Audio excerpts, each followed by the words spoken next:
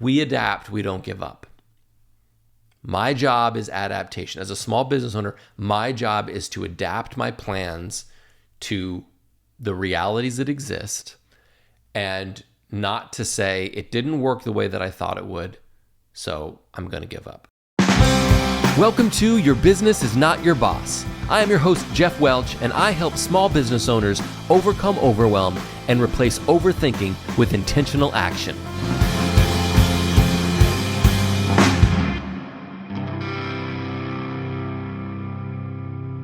What is up? Welcome to episode 40 of Your Business is Not Your Boss. I am your host and small business coach, Geoff Welch, and today we're going to talk about what maybe for some of you is going to be a little bit of an unpleasant idea, but this idea that adaptation is the name of the game, that the work is adaptation. It is not something we have to do. It is an essential part of the work. All right. So before we jump into that, I do just want to remind you about my free PDF, my free playbook, the Anti-Overwhelm Playbook. If you're feeling stuck, if you're feeling a little overwhelmed, if you're feeling like your days and weeks are constant adaptation and you're trying to get your head around that, man, this is a great place to start. A great place for you to get some tools and some mindset shifts that are going to help you practically start changing the way that you interact with your business and how you leverage your business to make your life better as opposed to just working for your business. It's going to help you really dive into that and make some of those changes today. It's a quick read, super fast. Just go to jeffwelch.com/playbook to get your free copy today. I promise you it's going to be helpful, and it's going to be something that I would like to think you will look back on months and even years down the road and say, that was like an inflection point where things started to change for me because of that. Okay? So let's talk about adaptation. I love a good plan. Man, I love a good plan. I am certainly a planner. And while if my wife were here right now, if Nicole were to come in here and interrupt me, she might have a different opinion on this. I like to think that a certain amount of planning lends itself to helping me be more spontaneous. And here's what I mean. If I know everything I need to get done, if I know what my responsibilities are and what I need to be working on, what I need to accomplish in a given period of time, that also reveals to me when I can be spontaneous, right? And so if I've got plans for the weekend, let's say my Nicole and I we're trying to figure out what we're going to do on a Saturday afternoon, and I know that I need to get X, Y, and Z done, and she says, "You want to go for a drive?" Because she loves to drive. She loves to go for drives, and I can immediately assess and be like, pop, pop, pop, I can move these three things around. Absolutely, let's do it. And then I can enjoy that, right? That was an unplanned thing, but I can enjoy that moment because I know what I need to get done, and I know how I can rearrange what I've already kind of got in the hopper. Or I can say, you know what? There is too much on my plate. Like I really need to get these things done before the weekend is up. Maybe you're going to do this one on your own and you can go have a fun little solo drive. But I'm going to be a miserable companion because I'm going to be taking time away from the things that I need to accomplish, right? So I like to think that being well-planned helps me to also be flexible. It helps me to know what all the moving parts are. She probably would argue that I am much less flexible than I think that I am. And sure, she's probably right. But that, let's go for a drive on Saturday, that here's something unexpected that pops up in your week, those things are inevitabilities, right? And I think that in a lot of cases, we find ourselves with a plan, and our expectation is that the world is going to go to plan, right? The world is going to work the way that we expect it to work, and constantly we are frustrated. You know, I've been watching these, I've been watching a lot of the Alien movies lately. And if you watch enough of them in close, like I've not just watched them back to back to back, but over the course of a few weeks, I've seen most of them. And you watch them close enough together, and you realize they're kind of the same movie. In fact, pretty darn close to the same movie, right? And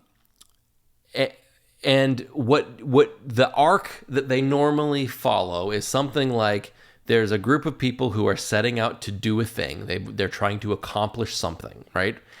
And along the way, the alien shows up, right? Along the way, some terrible thing happens, and they start off by trying to deal with whatever is going on that they're not really sure about yet. They don't understand the scope of the problem. They're trying to deal with that while still accomplishing their main goal. And then over time, as more of them get killed, that's because that's the nature of this, right? There's only going to be one or two people walking away in the end. As more and more of them expire, now their mindset shifts to survival. And the original goal is completely lost, and now they are just trying to survive. And most of them do not. And in the end, a couple of folks are, bloodied and beaten and on death's door, but they manage to escape and either just go back to where they came from without being any closer to the goal they hope to accomplish, or they are now escaping, trying to figure out, well, how do we then modulate what we were trying to do, given the fact that almost everyone is gone, right? Like, what do I do now?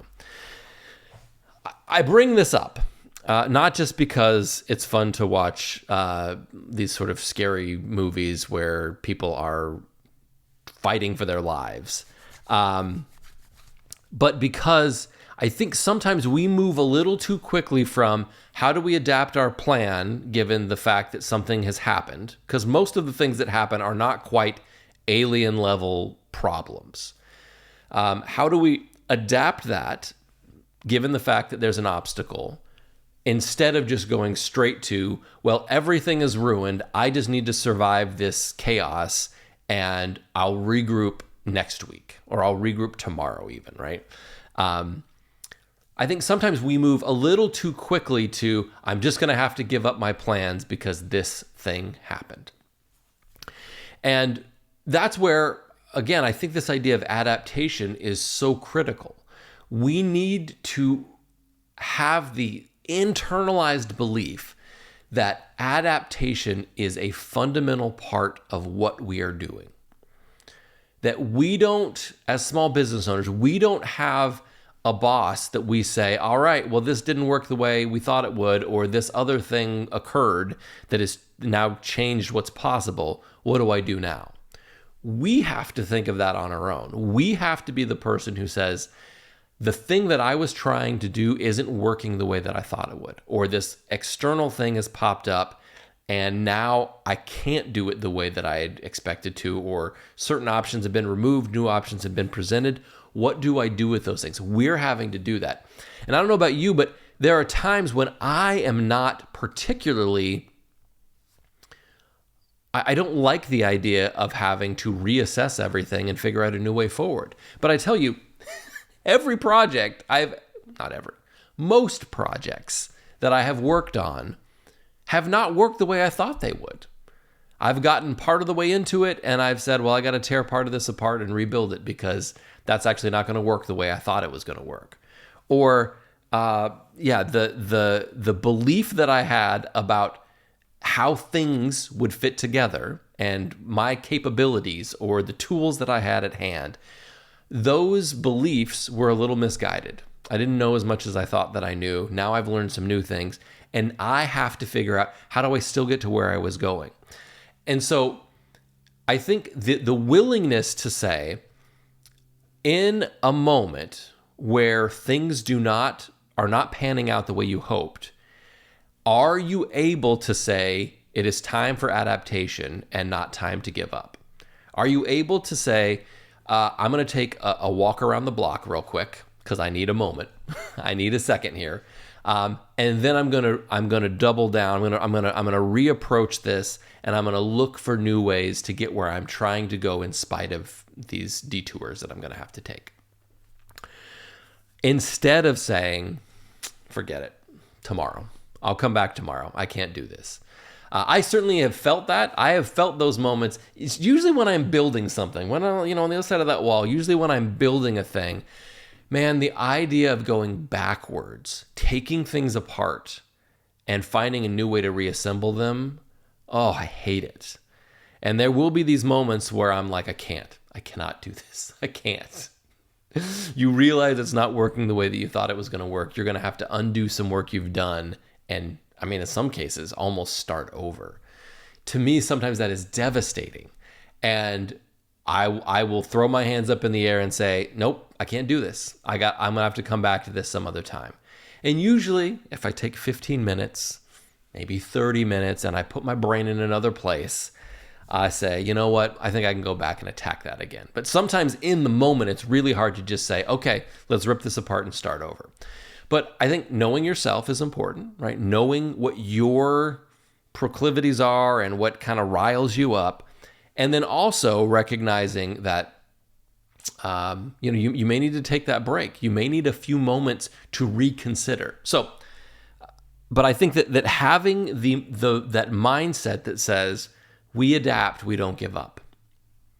My job is adaptation. As a small business owner, my job is to adapt my plans to the realities that exist and not to say it didn't work the way that I thought it would, so I'm going to give up.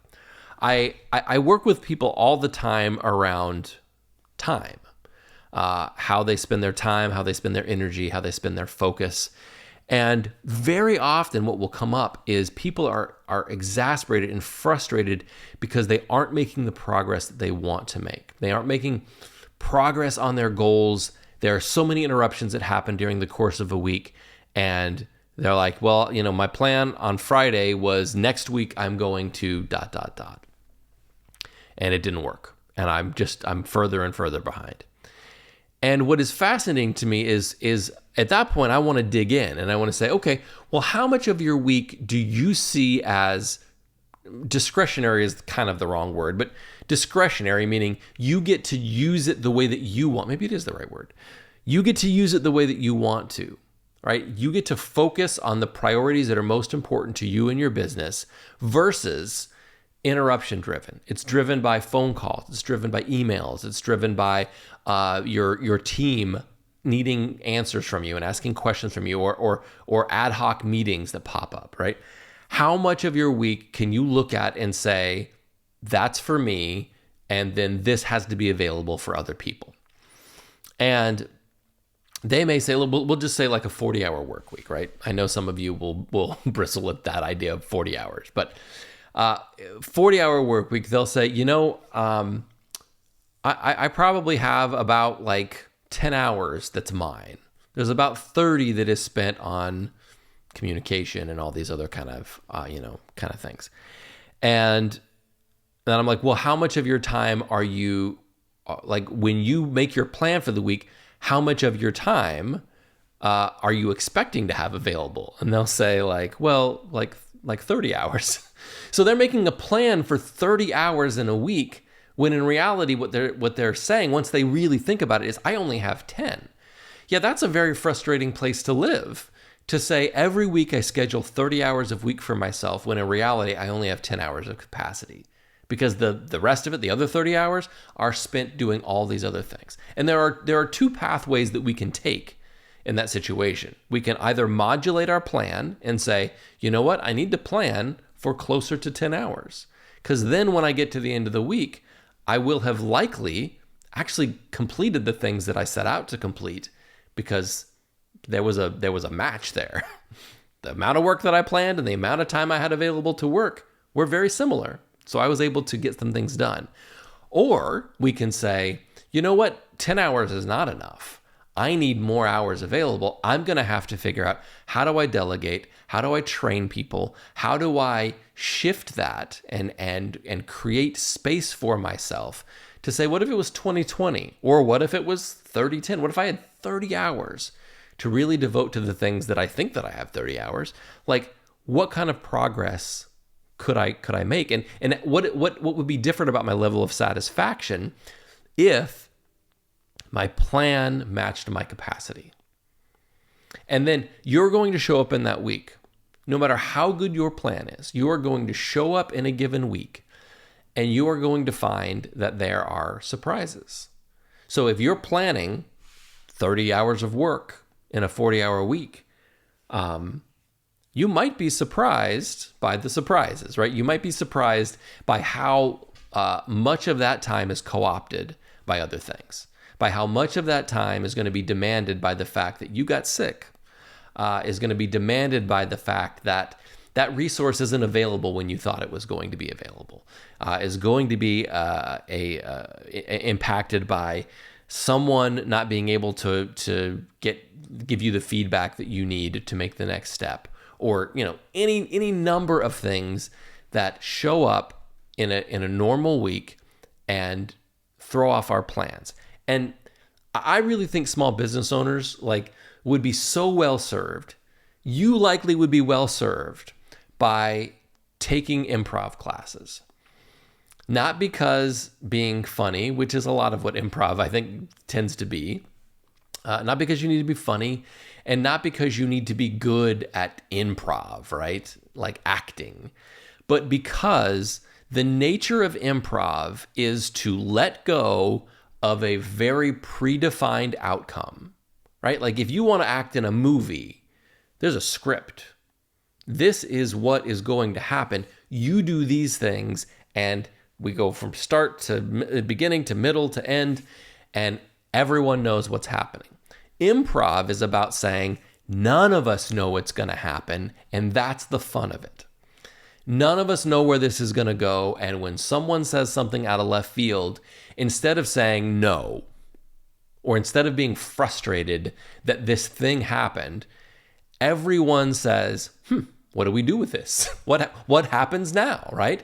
And it's your job as a performer in that situation to adapt to this new information and to move forward and try to make the story, make the scene, make whatever's happening as interesting and fun to watch and participate in, I guess, as possible. I'm no improv expert, right? I don't know a lot about it, so it would be fun to hear from people who do that and who know about it. Like, what am I missing? What nuance am I just sort of glossing over? But small business owners, like improv, adaptability when it comes to the work, the projects, the things you're dealing with, it's the essence, right?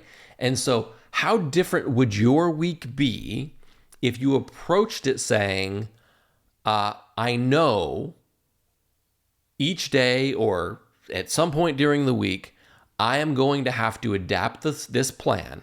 I'm making the best, it's Friday afternoon. I'm making the best plan I can for next week, given what I know about it, given what I see on my calendar and what I know I want to accomplish. I'm making the best choices I can make about how to structure my week. But I know that something is going to work differently than I think. I know something is going to happen next week that I cannot see today.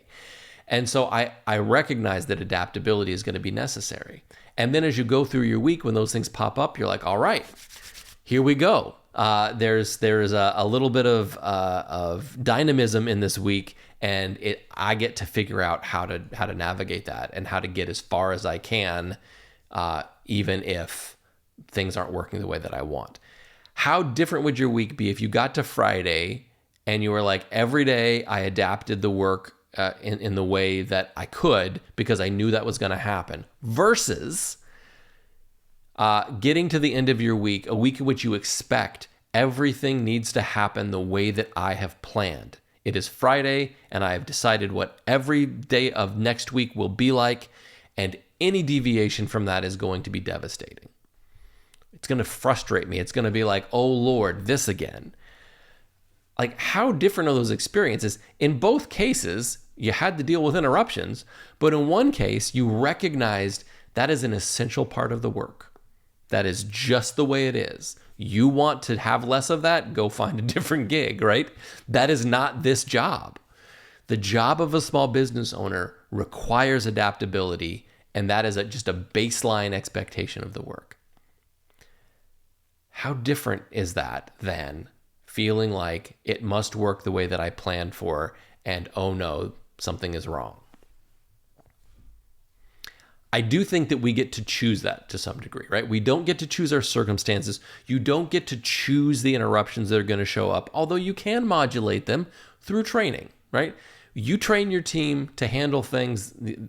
Make a list of every question you get asked in a week, and there's a list of things you need to train somebody on, right? There's a list of things that the team, if they knew how to do without asking you, like that would take things off your plate. So you can modulate it, but you can't control some of these things, right? You are not in charge of them, but you are in charge of how you respond to them.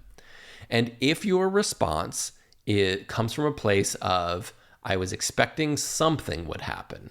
I didn't know what, but I was expecting it wouldn't work exactly the way I thought. So here's how I'm going to adapt this, because of course I was going to have to adapt this.